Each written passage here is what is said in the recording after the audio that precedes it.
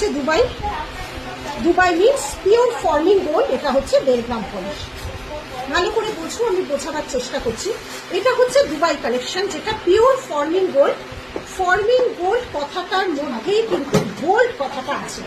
Gold কথাটা তাহলে কেন আছে? নিশ্চয়ই তার একটা কারণ আছে। গোল্ড কথাটা এই কারণেই আছে, এটাও কপার, এটাও কপার।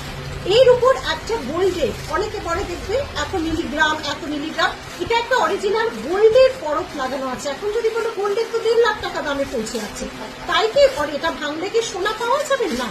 কয়েক মিলি সোনার একটা পরত দিয়ে, যেটা দুবাইয়ের তোমার ডিজাইন, যেটা কালার, সেই ডিজাইন সেই কালারটা করা হয়। একটা গোল্ডের হালকা পরত লেয়ার থাকে, যেটা বলে চাদর, সেইটা কয়েক মিলি দিয়ে, এটাকে মানে সামান্য কয়েক মিলি দিয়ে এই চাদরের লেয়ারটা করা হয়, যেটা দেখতে হুবহু সোনা।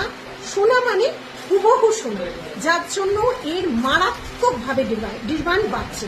সোনা মানে একদম সোনার মতো লাগে, যেটা বাইরে থেকে আসে ফর্মিং গোল্ড, এর উপর কোনো ল্যাকার চাপানো হয়। আর এটা হচ্ছে আমাদের এখানকার প্রোডাক্ট, যেটা কপারের উপর অরিজিনাল সোনার ডাস্ট দিয়ে তৈরি।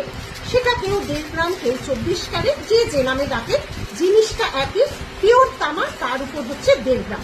এখানে হয়তো 19-20 করে দেখো, এই চেনের ডিজাইনটা দেখলেই বুঝবে এগুলো হাতে করা হয়। হাতে কালারের পর হয়তো 19-20 হয়ে যায়। এটা হচ্ছে লংজিভিটি, প্রচন্ড ভাবে টিকবে, এটার কোনো লয় ক্ষয় বলে কিছু হবে না। আর এটা মেশিন ওয়ার্ক, অসম্ভব নিখুঁত কাজ।